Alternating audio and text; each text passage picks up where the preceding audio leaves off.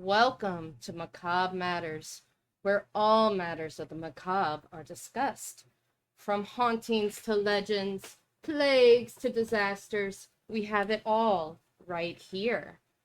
Welcome to our third season, Macabre Across the Pond, where we will visit the 5 countries of the British Isles and tell their gruesome tales. This is the first episode of our England month. On tonight's episode, we are discussing a hidden place in southeast England, known for its secrecy, debauchery, and maybe even satanic rituals. We are discussing the infamous Hellfire Cave!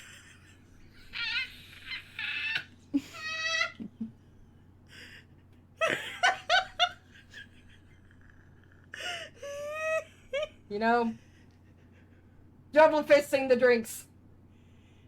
Sweet Jesus.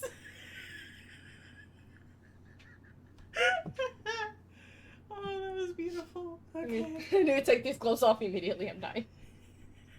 Okay, they are too small for my big hands, is what I learned. Yes. Today we are discussing the Hellfire Caves, which were known for their debauchery and also making fun of the Catholic and Christian churches. Hence my beautiful ensemble for today. How you feeling there, Izzy? I think I broke her. You know, because so many songs from Sister Act are coming through my head. I'm your host, Kalee, and with me is the dying Izzy from my lovely outfit. We've never tried costumes before, but you know, first year on YouTube, let's throw in costumes too, just to see this. I wasn't expecting that. Are you ready to learn the history of the Hellfire Caves? Yes.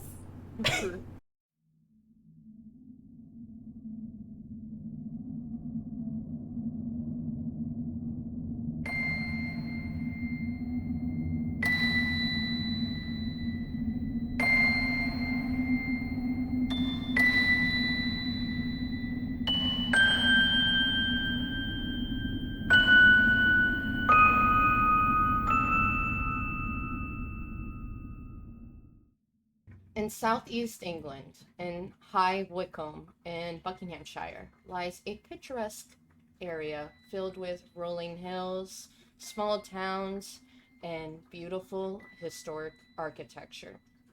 But below the surface hides the town's very open secret. Here, in this man-made chalk cave extending about 820 feet into the side of a hill, lies the Hellfire Cave, used by the 18th century secret society we call the Hellfire Club. Not to be confused with Netflix's Hellfire Club, that is actually based on a completely different thing. That is also British, but not this. Everyone gets it confused. But before we dive into the history of the Hellfire Cave, let's first look into what the Hellfire Club was all about. The first Hellfire Club was started by Philip, Duke of Wharton, in 1718 in London, like smack dab in the middle of London. The Hellfire Club was a gentleman's club that took pleasure in meeting secretly in a time where the only sociable, acceptable way of meeting and hanging out with your friends was at the coffee shop in public, where you were expected to discuss the latest events of politics or the most recent news of the Enlightenment. So essentially they were the 1700s version of a hipster. So to be edgy and unique, these clubs started to make fun of the strict rules of society and put modern-day frat parties to shame. There would be drinking, orgies, and many acts to make fun of the church, including dressing up as nuns and monks and priests and anything in between. The reason they made fun of the church specifically is, in today's standards, the church would be the influencers of the day. The men of the Hellfire Club were called such names as rakes, dandies, and macaronis. You might have heard of the last two. They're more popular than rake. These are all terms in the late 1700s for a man who is rebelling against society, but he's also like obsessed with his looks, always has to have the best fashion trends of the time. That is what a rake, a dandy, or a macaroni is. And now you know what Yankee Doodle Dandy is about.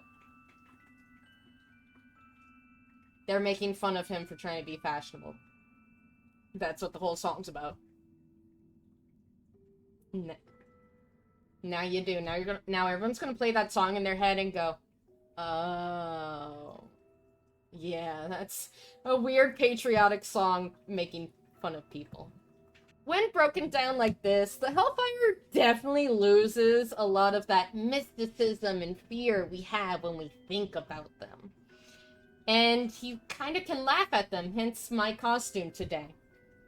You hear Hellfire, you think it's going to be scary, and then you find out their history, and you're just like, oh. Wharton's version of the Hellfire Club disbanded in 1721, when King George told Wharton to shut down after too many complaints of Wharton acting unnoble-like from his political opponents, which also made him lose some status in the community and everything, and in court, so that his opponents could get a leg up. There was a bonus reason they did it. But don't worry! Wharton went on to become the Grand Master of the Freemasons. Which, Izzy and I, we have a interesting experience with that specific, secret society. Paranormally wise. So, I was like, I need to pull in Freemasons just for us. So, the way that the club works, this is both for Warren's version as well as the version that the Hellfire Caves has, is that the leader of the club would be called the Devil, and the members would dress up as caricatures of saints, clergy members, or Greek deities. Because a lot of what they did, this is the Enlightenment era, which went back to Greek-Roman, like, obsession and Greek, like a Grecophilia thing. Grecophiles, so that's why the Greek deities would be used. Remember, the entire point at the start in Wharton's version of the Hellfire Club was to make fun of their society and satire the Anglican Church. But is that how they remained? This is when Sir Francis Dashwood enters the scene. 15 years after the closure of Wharton's Hellfire Club, Dashwood decided to open his own branch of the Hellfire Club he called Knights of Sir Francis. During the 1700s, they were never called the Hellfire Club. They all had names where they were making fun of saints or of clerical orders, like, you know, the only one coming to my head right now is Knights of the Round Table. I know that's not a real one, but that style of an order. Templar style. They're making fun of the Templars. Which makes me happy, because I hate the Templars. That's a rant for another day. Dashwood's branch became the most notorious branch of all the Hellfire Clubs. And yes, there was multiple. They were in England, Scotland, Wales, and Ireland. All over. I've actually been to one of the Irish Hellfire Club locations. So, they are all over, but because Dashwoods became so notorious, they are now historically, ubiquitously known as the Hellfire Club, that people forget there's other locations that they can visit. Francis Dashwood was the Duke of High Wycombe and was known during his life for his love of heathenism and satire, hence him starting a Hellfire Club. Once in his life, when he was a younger lad, he went to Russia, where he decided to trick the Russian monarchy into thinking he was the king of Sweden. It was working. And then he decided, I'm going to flirt with the Russian Empress Anna. Somehow he did not get murdered in Russia. He made it all the way back to England. He was a man of worldly taste. He loved art, literature, and ladies of the night. So, as anyone would do, he stirred it all together and started his own Hellfire Club, the Knights of Sir Francis, named after him. Dashwood's Hellfire Club focused on being a contrast to nature and reason. So everything they did, it was unreasonable and it was against the natural order. Their club is actually known for being extremely LGBTQ plus friendly, because at that time it was seen as against the order, against reason. And there was even suspicion that Dashwood himself may have actually been a gay man in the closet. He never had legitimate heirs. He might have been bisexual. They don't know. Dashwood commissioned the excavation of the caves in the Chiltern Hills in 1748. During this time, there was just a massive drought and just really bad harvest seasons, like back to back. And at this time, High Wycombe was located in the English countryside, where everyone was a farmer. So clearly no one was making money. A lot of people were going out of business, losing their homes and everything. So what Dashwood did is he took 100 people, 100 of the men who couldn't farm because of the bad harvest, and he put them to work. They were the ones who excavated and built the man-made caves that we now call the Hellfire Cave. It was a way to get them work, but also give him a place to get his freak on with the Hellfire Club. Kill two birds with one stone kind of thing. The caves were completed in 1752, having the inner temple exactly 300 meters below the Church of St. Lawrence. And we're going to talk more about that later. This area where he and the boys, including some very important and historical figures for both British and American history, all came together. They could get rowdy, have their orgies, and maybe a black mass or two. We're now going to break down into the different segments of the Hellfire Cave. You start first with the entrance into the cave, and it has this giant stone facade made to mimic a Gothic church or cathedral. So you're walking up and you see this overarching just facade in front of you, spires, everything. And again, it's like at the bottom of the hill, at the top of the hill is Church of St. Lawrence. It has a very interesting fact about it too, is that Dashwood commissioned for a globe to be put into the spire of St. Lawrence. They would be able to light it, and that's how all the different Hellfire clubs could message each other to say which one was hosting the meeting. Was through the churches. Because again, they're making fun of churches. So, you have the giant church up at the top, bottom of the hill, this giant Gothic cathedral facade, and there is the entrance to the cave. And then you can walk in. The first thing you hit, now remember, this was a secret society. It was a ridiculous secret society to make fun of secret societies and noble orders and everything, but it still was a real secret society. So there are parts of this where all I'm going to say is I couldn't find info. And the first room you hit is the tool store, is what it's currently called. I couldn't find info. You continue your walk into the cave, and the next part you hit is also our first ghost story. This is Whitehead's Cave. Paul Whitehead was the secretary for the Hellfire Club. Outside the society, he was a well-known satirist and published scathing reviews of British society at the time. He was very close to Dashwood. Some historians have now started putting forward and suggesting that they may have been more than friends, based on the rest of the story. At the fall of the Hellfire Club, Dashwood had Whitehead burn all the papers he kept as club secretary. And now you're probably sitting there wondering, going, if it's a secret society, why do they have papers? Why would they write stuff down? And what they believe that is from is that Dashwood and Whitehead would keep papers of the events that transpired, in case they needed blackmail to get their political gains in the court. But after the club fell apart, they just burned it all. So that is also why we have very limited knowledge from first-person encounters or anything of what really went on. A lot of our what happened in the Hellfire Club actually comes from the 1800s. And this happened in the 1750s. So there's a little bit of a time disparity, which is also why a lot of it is hard to figure out. Dashwood ended up dying in 1774 at the age of 64.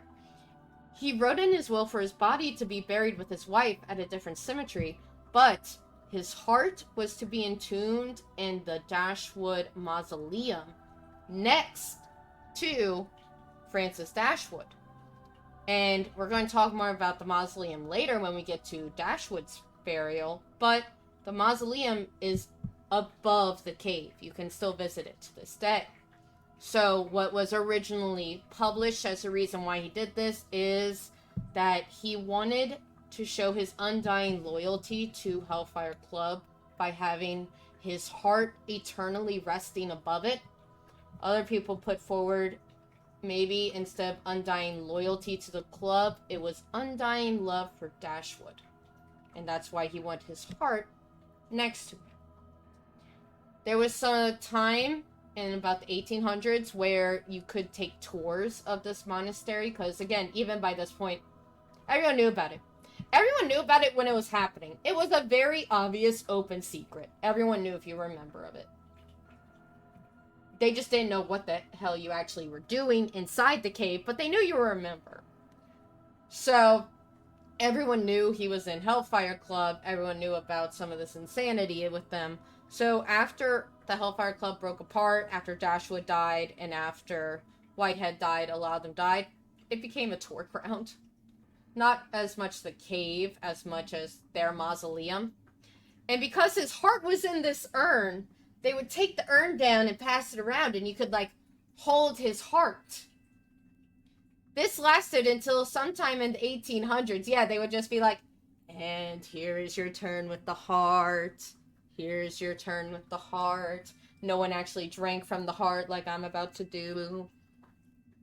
Well, one time, an Australian soldier, yeah, Australia randomly comes into this case.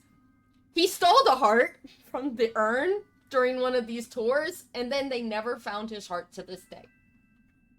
No one knows what happened to his heart. So after this happened, they took the urn, now heartless, and put it inside the actual cave. So when you go through the cave, you can still see the urn, but they say this is why Whitehead is still roaming the cave. He's looking for his lost heart and defending the legacy of his beloved club. It is also believed that since he's so protective of the club, he's the spirit that is antagonistic towards women, especially those that tried to enter the inner sanctum. Next, it's a weird one, because this next little section, as you're leaving Whitehead's cave, it's a long hallway, and carved into the wall is XXII, which if you know your Roman numerals, that is 22. And everyone's like, why the hell is 22 in the wall? The bigger issue with this is that no one knows what it means, why it's there, or when. Because it was kind of an area during the Victorian era where people would break in and graffiti by carving in the walls. Because it's chalk. It's really easy to carve into. So, like, it could be from the time frame, or it could be later. But they have tied it to a poem, and I'm going to read the poem to you now. Take 20 steps and rest a while, then take a pick and find a stile. Where once I did my love beguile, 'twas 22 in Dashwood's time, perhaps to hide this cell divine, where lay my love in peace sublime. Because I think you probably heard it when you were listening to this poem, it led a lot of people to think there may be a hidden tunnel somewhere, or something hidden inside that we haven't found yet. It might be a tomb, or maybe another type of inner sanctuary that was just special for Dogwood and his like close people like Whitehead, or maybe it's a treasure. I mean, these were all extremely rich, elite people. But no tunnels have ever been found, and geologists were unable to find evidence of hidden corridors when conducting geological studies of the cave. So there's probably nothing, I believe. Maybe it's just the club members having an eternal last laugh at the gullibility of society. The next one is the section I'm sure all the Americans have been waiting for. I did mention earlier that a figure from our American history, the founding of our country, is associated, was a member of the Hellfire Club. It's finally time we discuss him, because this section of the cave is named for him. Franklin's Cave. Benjamin Franklin, also known as one of America's founding fathers, was known to be close friends with Sir Francis Dashwood and partake in some Hellfire parties when he would come to visit England. Contrary to popular opinion, Franklin did not want America to separate from Britain initially.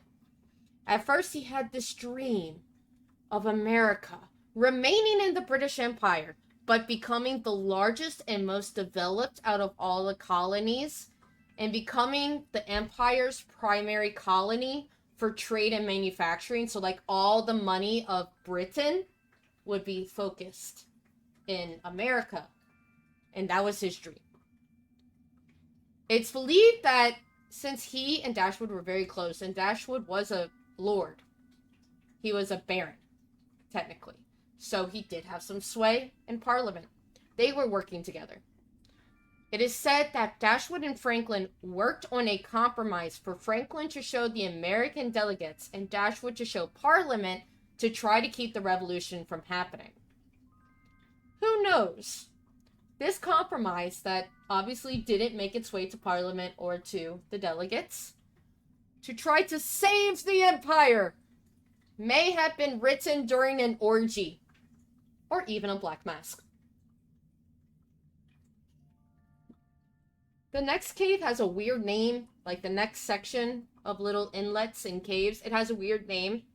And again, I could not find info. So do with this name what you will, but it's called the Children's Cave. Do with that what you will. I don't know. If you know, please leave it in the comments or email us and, inform me. Now, we're about halfway through the cave, by the way. Franklin's Cave is about halfway. We have now reached the banquet hall. Yes, this cave had a banquet hall. The banquet hall is one of the largest man-made rooms ever to be carved into a cave. It is huge. This is where all the parties, the debauchery, and the orgies would take place. Everyone double-fisting their alcohols, dressed as monks and nuns and priests, and sometimes some Greek deities, and they'd be getting it on. In the walls are actual alcoves. You can still see them when you do the tour. They now have mannequins in them and a gate in front so people don't climb into the alcoves. But originally, these alcoves had a mattress and a curtain that could go in front of it so that when you got your freak on, you could have a little privacy. And now, to torture the Americans. Just know, somewhere in one of those alcoves, Ben Franklin was getting his freak on. I'm breaking Izzy and I'm enjoying every moment of it. Now, I've gone through the funny part. That was the really funny part that I wanted to get through. The next part's actually much more sad. It's the saddest story to be associated with the Hellfire Cave. This is the story of the second resident ghost of the Hellfire Caves, and her name is Sookie. In the 1700s, in the small town outside the caves, lies a pub called the George and Dragon. You can still visit it today. Here worked a barmaid named Susanna, but everyone called her Sookie. Sookie was a beautiful 16-year-old girl who wanted more out of her English countryside life. 3 local boys asked for her hand, and they tried to court her. But she blew them all off. She knew what she wanted. She wanted more than what a farmer or a laborer in the country could offer her. What she wanted was an aristocrat. She was aiming high. The day came when a lord entered the George and Dragon for a pint. This was Suki's chance. It's now or never, she thought. She approached the lord and began a friendly chat with him. Patrons of the bar could see the chemistry between them, including the local boys, much to their dismay. Later that day, Suki received a letter from the lord. It said that he was head over heels in love with her. He couldn't imagine having to head back to his estate without her in his hands. So, he told her to meet him that night at the Hellfire cave, which was on the outskirts of town, and that he had everything arranged. They would be married that night, and she was to become a lady. Ecstatically, Suki ran home to her home, took her mother's old wedding dress. It fit like a glove. It is meant to be. This was destined to happen for her. When night fell, Suki headed toward the cave. But she couldn't find her love outside. He wasn't waiting for her. So she decided to enter the cave.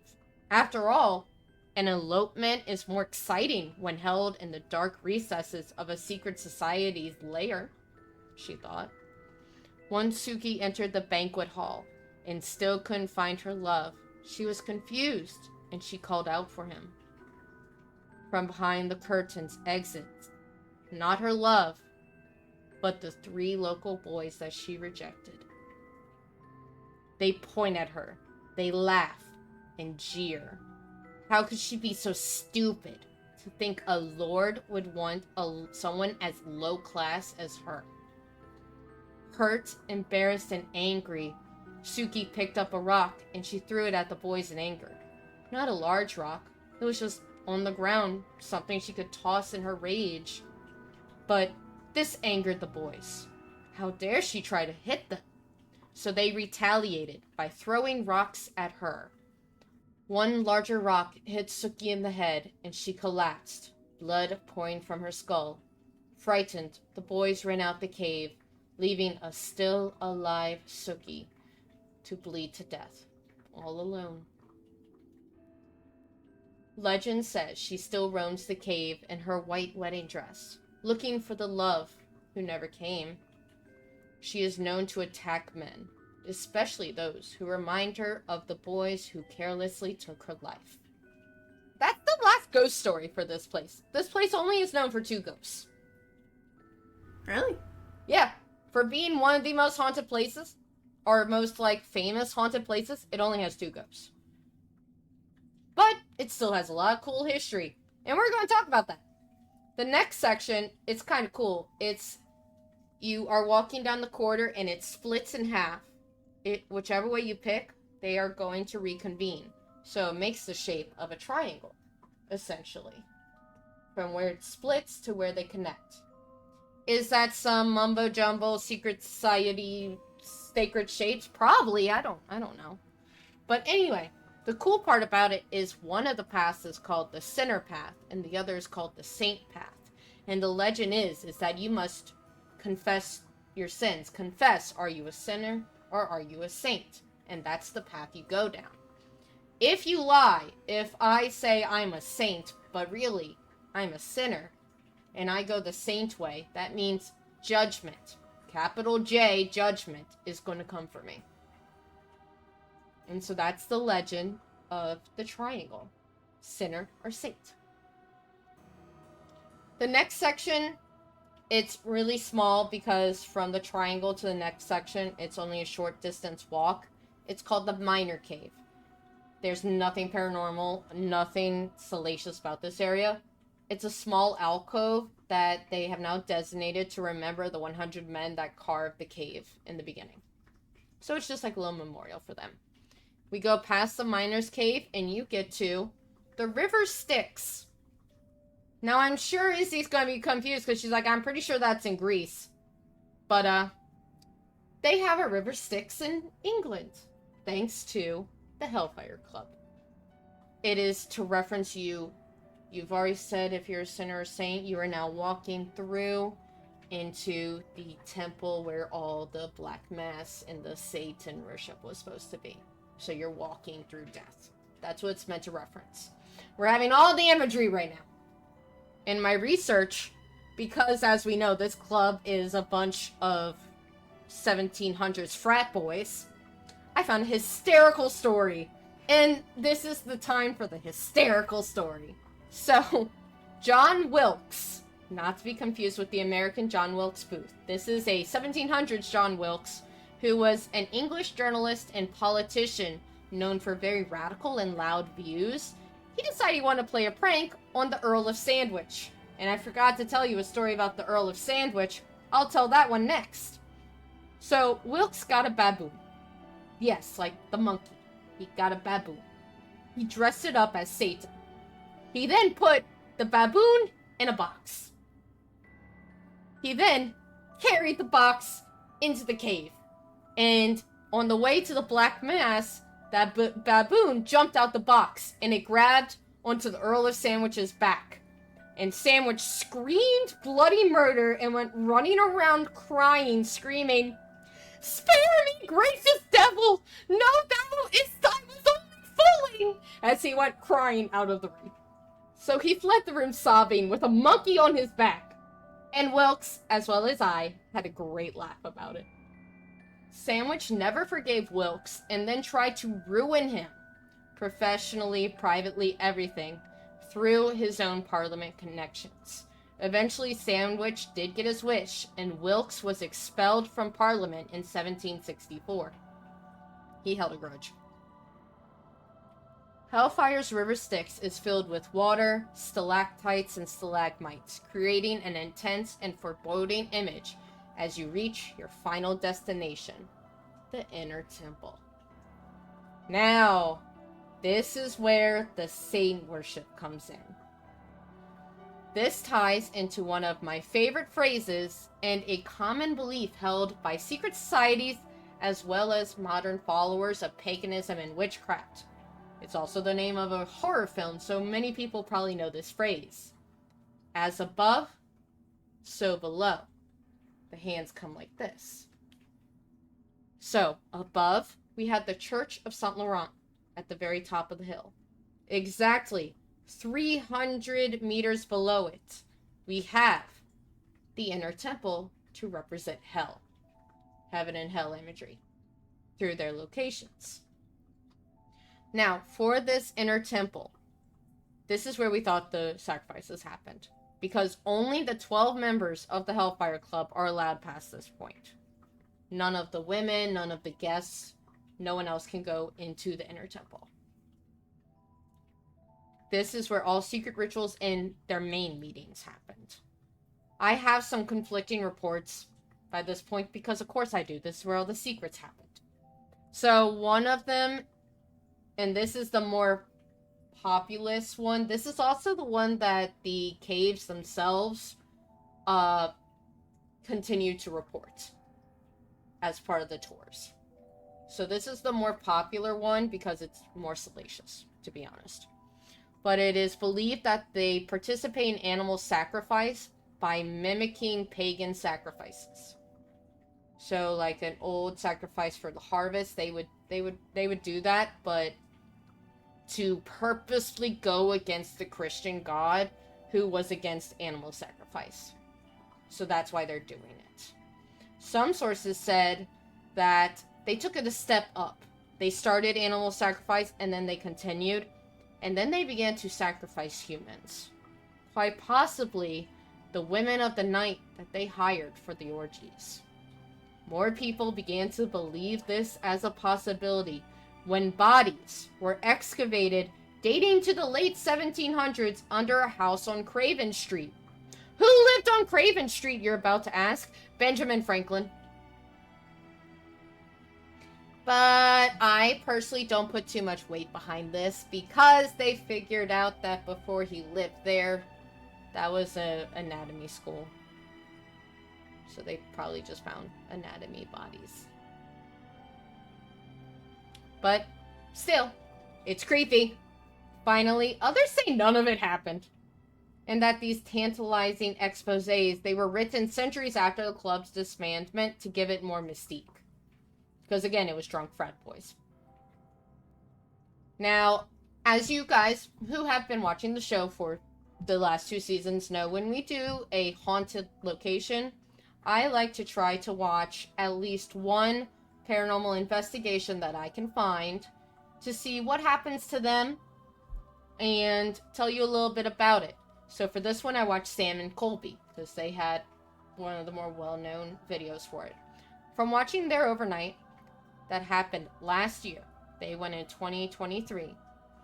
They discussed that a week before their overnight, so I'm not exactly sure when they went in 2023, but sometime in 2023, a week before them, a different overnight group was given permission to go in. And what the owner and the staff were told was they were kind of just going to do the same thing Sam and Colby are doing. They're going to do like a paranormal investigation and like a short film in the cave, is what they were told. What this group actually did, they performed a real black mass in the inner temple. The staff came in the next day, they had to scrub real pentagrams off of the stone because they had defaced parts of it. So since this incident and what happened in their episode is it seems that there's now a lot of darker energies that are actually in there. Because it was opened up by a real black mask. Since then, the caves become dark, filled for the first time with actual negative entities in a place that was only meant to be harmless fun. Now, I did tell you before we end that I was going to tell you the funny story about the sandwich.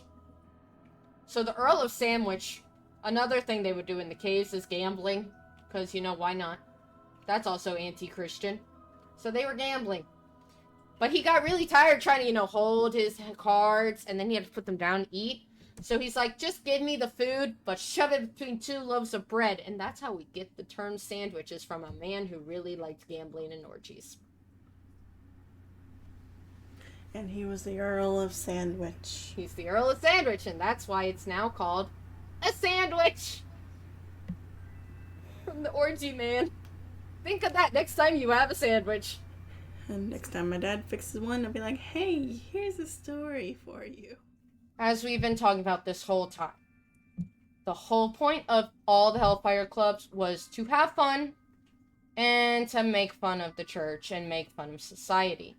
Their big phrase was, fais ce que tu voudrais. Do as you will.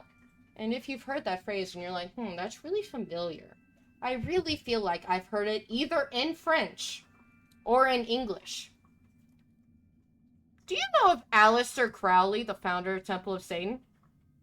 He was inspired by Sir Francis Dogwood, and that's why the phrase is still known to this day. I'm breaking you. Slowly, because I'm like, oh, the moment you said it, I'm like, oh, do as you will. I know that. I know that. And I'm like, oh. So, all good things have to end. The club began to fall apart in 1764, shortly after the Sandwich Wilkes debacle. Francis Dashwood died in 1781 at 73 years old. He is buried in the Dashwood Mausoleum, which is still used by members of the Dashwood family to this day. The mausoleum is located next to the Church of St. Lawrence, so that Dashwood never has to leave his beloved den of sin. The caves were left abandoned until 1940s when the Dashwoods, who are still around, like I said, and they still are barons, decided they wanted to renovate the caves and turn it into a tourist attraction. It is still owned by the family to this day, and they state that they want the cave to be a fun, educational heritage spot for the whole family. Kids under 3 get in free.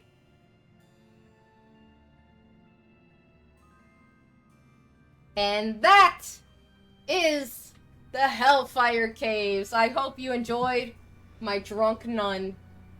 I'm going to hell. It's fine. It's fine. We already know someone's going to be oh so proud. What are your thoughts on the beauty of the Hellfire Club? Okay, not what I was expecting, really. Not at all. You know, everyone expects it when they hear about it. They're like, oh, it's going to be, like, terrifying. Its name is Hellfire Club. Yes, I'm expecting, like, this dark, broody, something that's a little bit more terrifying to the soul. Basically, I did not expect, like, oh, this is just a clubhouse for drunken frats. Yeah. One of my sources, one of them that was skeptical towards the whole satanic side of it and the paranormal in general, they said, imagine frat boys doing cosplay. That's it. It was cosplaying frat boys. And now you all have that image. And, you know, the moment she said that, I no longer could take it seriously. And that's when the idea to dress in costume came to my head. I was about to say, that's probably where you got that idea from. Oh, but, yeah! I'm but currently the drunk frat boy of the 1700s. Oh, God. Now I'm just imagining, like, Benjamin Franklin dressing up as a monk or something. Or a priest. With a sex worker dressed as a nun.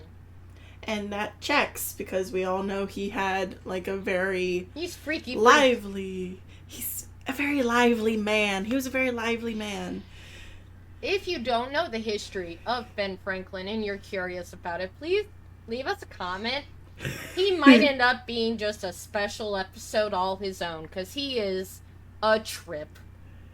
Yes, it's like, and I love how the history books in America portray him as, like, this very, like, wholesome man that just wants electricity and is trying to do stuff for our country, when honestly he was fucking a lot on the side.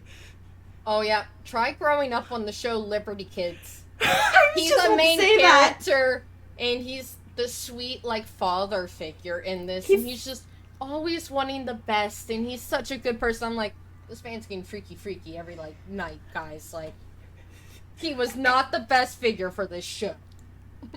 Yes, and I love how it's like, oh yeah, he's a fatherly figure, and I'm like, I always viewed him as, like, a grandpa type thing, because wasn't one of his nicknames, like, the grandfather of America or something? I think so, yeah. Because he was already pretty old while all this is happening. Oh, yes, please. He's in his 70s, possibly, while he's getting his freak on at the Hellfire Club. What herb did he get his hands on to be able to get it up? I don't know. We don't want to think about it. I don't. It's probably that horny goat weed. There actually is, like, an herb called horny goat weed, and it's supposed to help men with that. It's very fitting for the satanic orgy place. Goat weed. Touch. I hate you so much.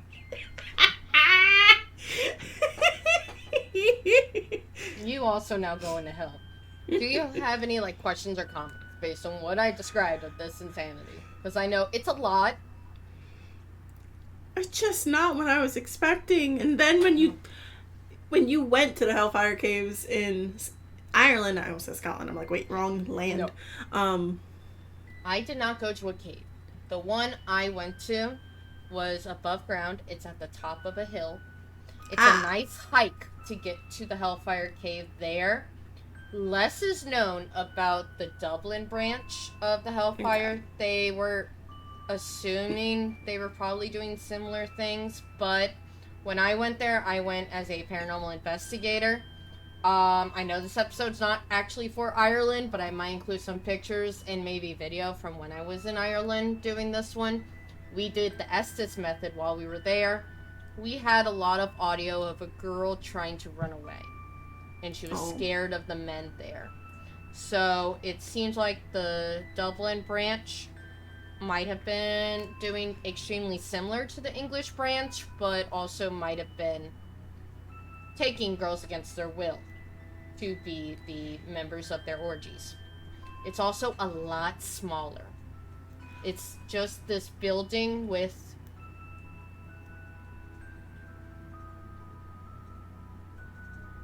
about 7 rooms. Mm-hmm. on top of a hill. While I just explained this, the whole like trail is about 820 feet. Yeah. For this one. So this is the bigger one, the more famous one, and also it's in better shape. The Dublin one caught fire. So I remember you telling me about that. It's a dilapidated building. You can go through it, but there's no like tour guide. There's nothing to like give you information on it. It's just a dilapidated building that people keep going, we're going to tear it down, and other people go, no you ain't. And that is why it's still there, and you're just allowed to enter it. Like, while we were doing our investigation, random people would come in just on their lovely, I think it was a Tuesday, their lovely Tuesday stroll. Ooh, look, there's paranormal investigators doing Estes method. Huh. Continuing my stroll. Like, it was just a normal thing. They were just like, we're used to it here. Everyone does this shit. He's just like, alright, jog on. Yeah, there was literally people jogging as we were doing it. But it's great because it's at the very top of a hill, in like one of the highest hills in Dublin. It was done on purpose so you could like look out across Dublin, even during the 1700s when it was first occupied there. So you can still do that. You can see a large expanse of Dublin from the top of this hill. So they kind of did the opposite of what the English branch did. The story about the girl that went looking for the Lord, I felt so bad for her. Yeah. About her is there's no actual record.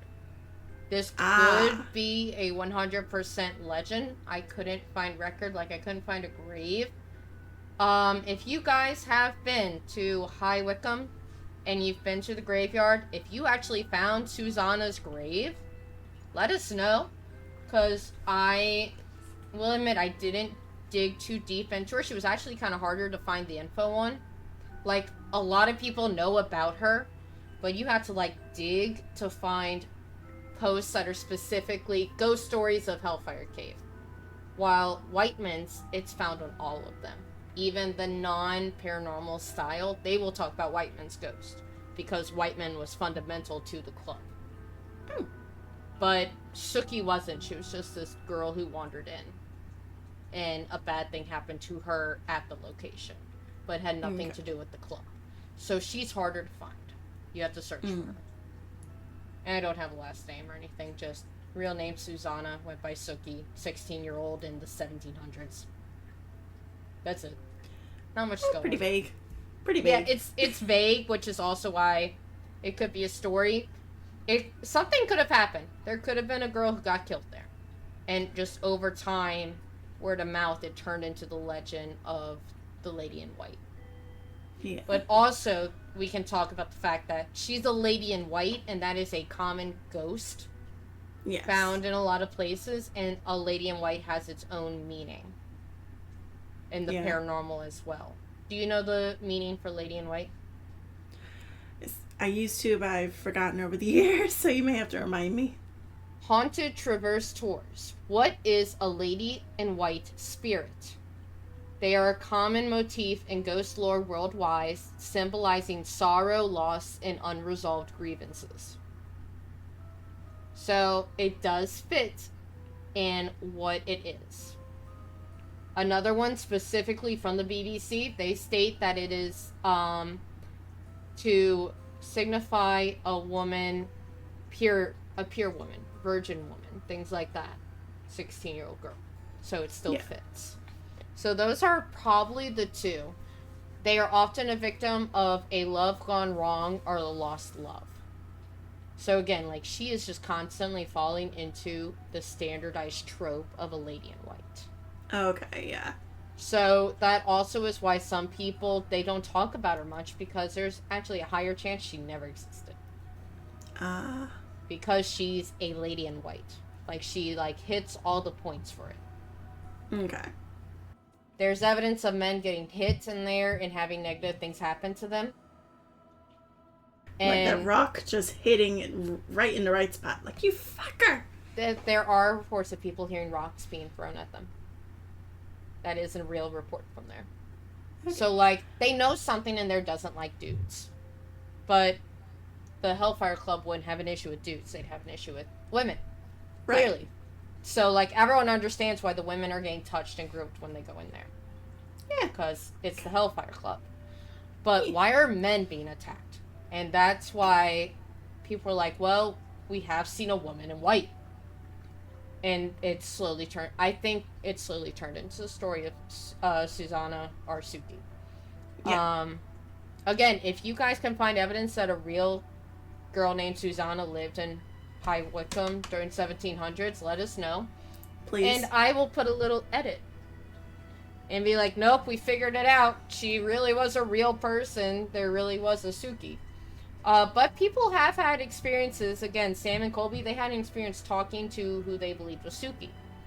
Other groups have had experiences with Suki. So, even if she herself, Susanna Suki, was not her real name, there seems to be a spirit of a woman in there. And now, was she a girl who died in a prank gone wrong? Or was she a victim of the Black Mass that they think might have been happening? We don't know. But a lady died in there. At some point. Interesting. Yeah. Hellfire Caves are fun, man. Are you ready for a whole season of the countries that we've been obsessed with since we were children? I'm very excited. I am quite honestly excited. So, both of us, even before we befriended each other when we were like 13, 14, we were both obsessed with the British Isles. As I said, I've been to Ireland. I've also been to the UK. I'm eventually dragging this one to the UK, and you know, if this thing gets enough likes, I might be able to convince her to go into the inner temple of the Hellfire Cave with me. So, like up the videos, guys. Send messages. Go in the cave. Go in the cave. And I will drag her into the cave, because I want to go. I want to go all the way into the inner temple. I will have a stuffed goat. Be like, oh, look, the pretend sacrifice. Here we go. Yeah, we go into the sanctum. I say, okay, now put the goat on the table. We are... you know, they might like us more because we're doing it ridiculously. Yes! Like, yeah, they're making fun of it. Fuck yeah. Maybe they'll like us, even though we're women in their inner sanctum, inner temple. Former Catholics, too. Raised Roman Catholics. They might like us better that we aren't actually Catholic anymore. Probably. So, yes, tell us what you guys think. Do you like the story of the Hellfire Cave? Did it change your opinion on it? Write down in the comments, send us a message. Let us know what you think of the insanity that is the Hellfire Cave. It definitely changed it for me because I was expecting something a lot more sinister. Oh yeah, everyone going in expects this to be horrifying, filled with blood and Satan and Gregorian chanting that you have totally been hearing throughout this whole damn video because I'm editing in Gregorian chants to make it so fucked up. Yeah, nope, and it should just be that that is much more fitting for these people, along with the song Shots in the background. Or no, blame it on the alcohol. Oh my god. Yeah, it definitely changed my view on Hellfire Caves. There needs to be a movie about the Hellfire Caves now. Or at least a TV series, since... Like, a fun TV series, but not just the paranormal ones we have. Like, one where they are recreating 1700s and we get to watch 1700s frat boys. Yes. I would enjoy it, like, all the political intrigue, then mixed... You know who should do it? HBO or Showtime. They would have a blast. They'd be like, oh, this is right up our alley. Yes. Oh my god. This is like the Tudors, but easier. Yes.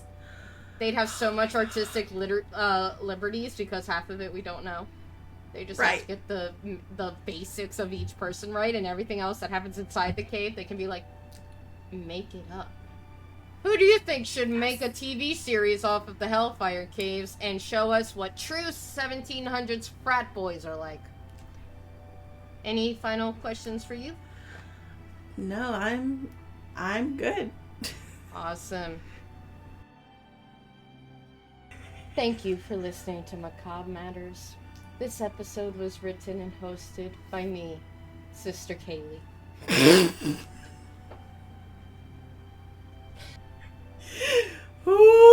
Okay.